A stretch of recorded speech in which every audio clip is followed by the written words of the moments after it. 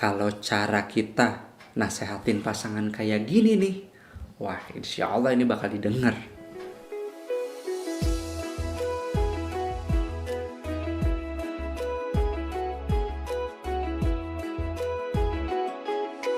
Assalamualaikum warahmatullahi wabarakatuh. Sahabat-sahabat sekalian, masih kembali bersama saya Canun Kamil di channel YouTube saya gitu. Dan hari ini saya mau bahas tentang beberapa pertanyaan yang senada.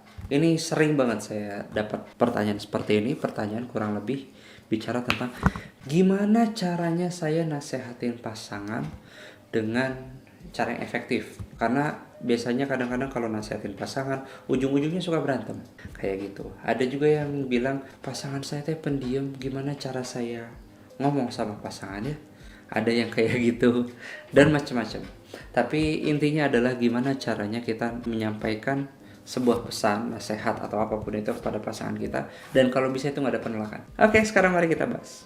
Jadi kalau misalkan ada pertanyaan seperti ini, saya biasanya suka jawab kayak gini. Saya nggak tahu. Loh, kenapa dijawab nggak tahu? Satu, karena saya nggak tinggal sama pasangan Anda, tidak serumah sama pasangan Anda.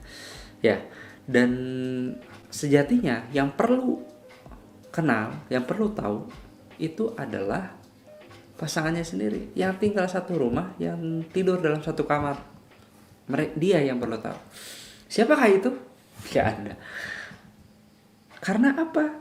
Sebetulnya kalau misalkan nanya ke saya nggak kenal gitu. Kalaupun misalkan mungkin saya kenal tapi tidak terlalu kenal lebih dalam. Yang punya potensi untuk mengenal pasangan kita justru adalah diri kita sendiri.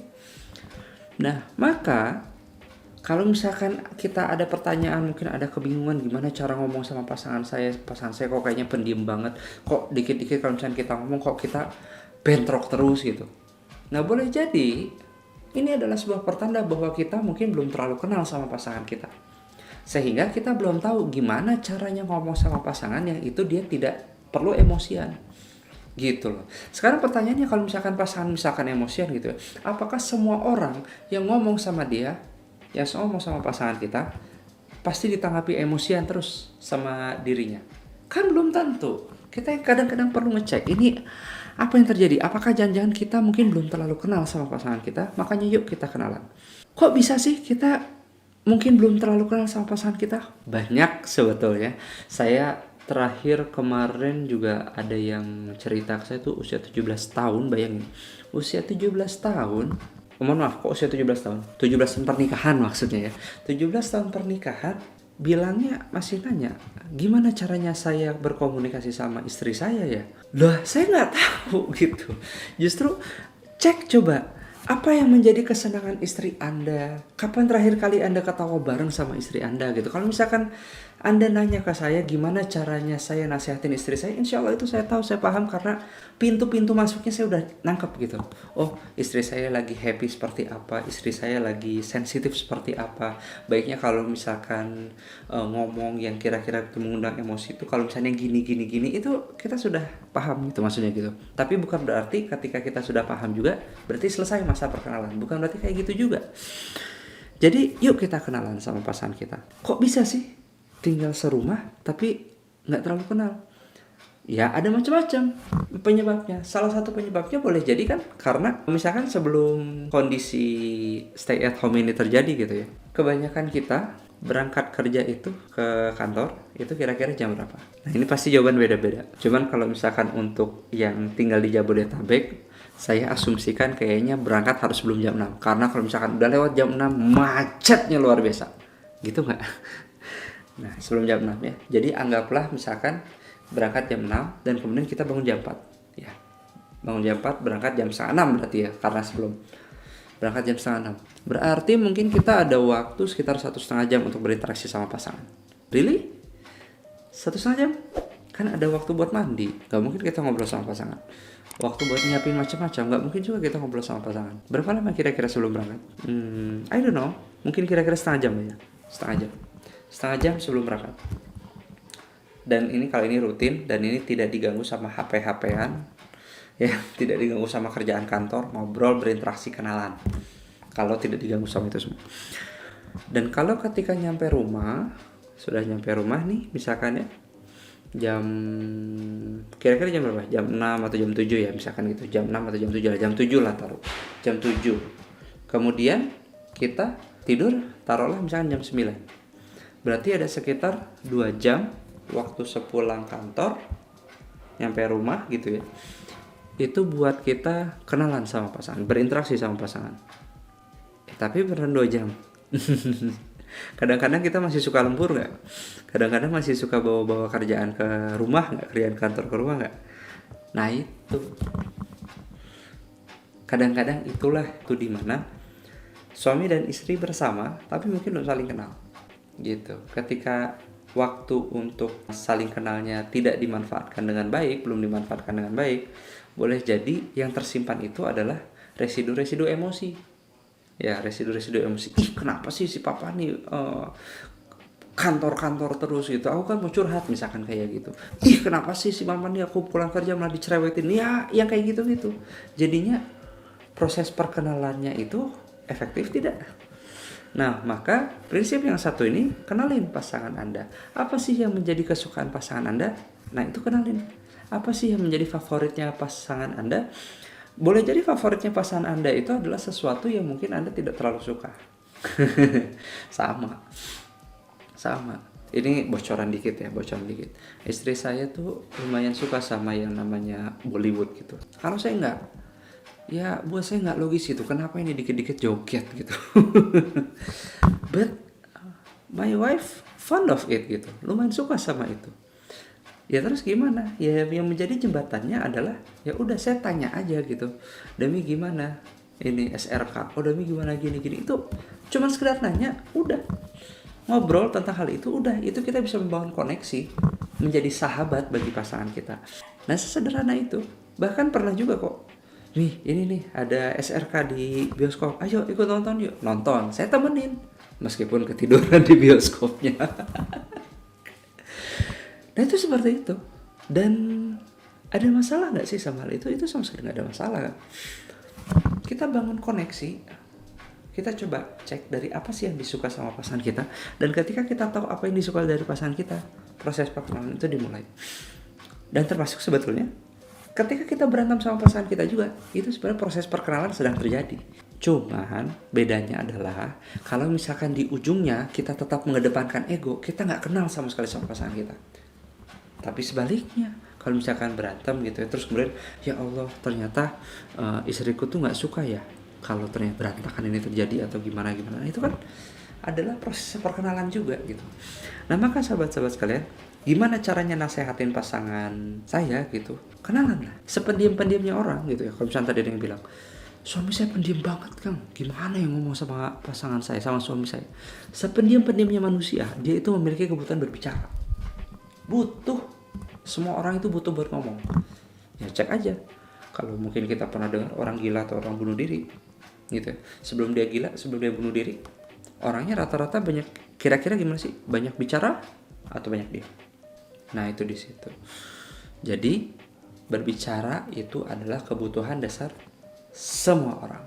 Sependiam apapun itu. Cari kenalan. Yuk, cari dan kenali pasangan Anda. Ini prinsip yang pertama. Cari dan kenali pasangan Anda. Lalu yang kedua, sahabat-sahabat sekalian, ini prinsip yang gak kalah penting nih. Kalau mau nasihat kita masuk, kita perlu pakai prinsip ini yang paling utama. Jadi setelah kita udah kenalan gitu ya, kita perlu pakai prinsip kedua ini. Ini yang justru menurut saya ini paling penting. Justru ini yang jadi jiwanya. Gimana tuh maksudnya? Jadi sahabat-sahabat kan, kita bisa dapat inspirasinya dari sebuah surat di dalam Al-Quran yang pasti deh, yakin kita hafal semuanya. Karena ini suratnya pendek. Tapi mungkin saking pendeknya, kita mungkin belum ngerti isinya apa. Yaitu surat apa? Surat Al-Asr. Bismillahirrahmanirrahim. Wal asr. Innal insana lafi husrin illal ladzina amanu wa amilus solihati wa tawassaw bil haqq wa tawassaw bis sabr. 3 ayat. Nah, yang menariknya itu sahabat-sahabat sekalian, di ayat ketiga tadi kan kita yang udah paham sama-sama tadi ada tawassaw bil haq, tawassaw bis sabr.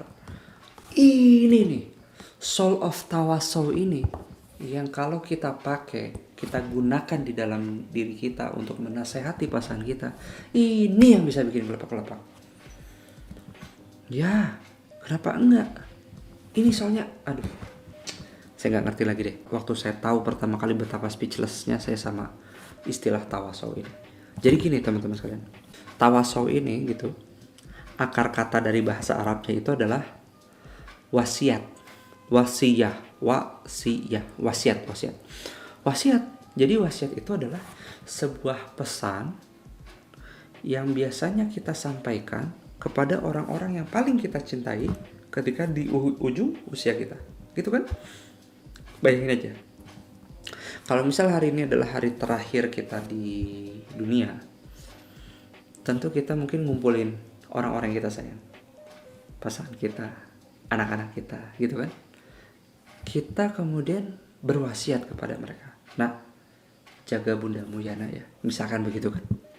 Atau misalkan ke istri, sayangku, silahkan digunakan harta untuk penghidupanmu, dan lain-lain macam-macam. Yang pasti wasiat itu adalah sebuah pesan terakhir ya, yang disampaikan dari orang yang sedemikian sadar bahwa akhir hidupnya sudah sedemikian jelas, dan itu disampaikan, hanya bisa disampaikan kepada orang yang sangat disayangnya, sangat dekat sama dirinya, begitu kan? Nah ini juga sahabat-sahabat sekalian, wasiah, tawasau. Jadi kalau kita lihat di surat Al-Asr tadi, tawasau bil haq, berwasiat akan kebenaran, tawasau bis sabr, berwasiat akan kesabaran. Ini yang luar biasa teman-teman sekalian. Coba sekarang kita renungi, ketika kita nasehatin pasangan kita, kadang-kadang gimana sih sikap mental kita ketika kita mau nasehatin pasangan? Boleh jadi sikap mental kita menasihatin pasangan tuh sambil misalkan mau bilang kalau lu tuh bersalah besar, gue hakim. Jadi seolah-olah kita mendakwa, lu salah, gini dengerin. Wow. Sekarang pertanyaan saya adalah, Anda digituin sama pasangan, suka nggak? Nggak ada yang suka kalau cara nasehatinnya kayak gini. Jangan-jangan coba dicek, jangan-jangan cara nasehatin kita selama ini mirip seperti hakim yang mendakwa seseorang bersalah. Waduh, ya pantas lah nggak suka. Kita aja nggak suka, pasangan aja nggak suka. Wajar kan? Wajar gitu. Tapi sahabat-sahabat sekalian, kalau balik lagi, kita gunakan istilah tawasau ini gitu. Tawasau ini berarti adalah ketika kita ngelihat pasangan sama anak-anak kita, yang muncul dari sini itu justru cinta. Bukan sebel, bukan kesel, bukan merasa bahwa gue benar dia salah. No, bukan di situ.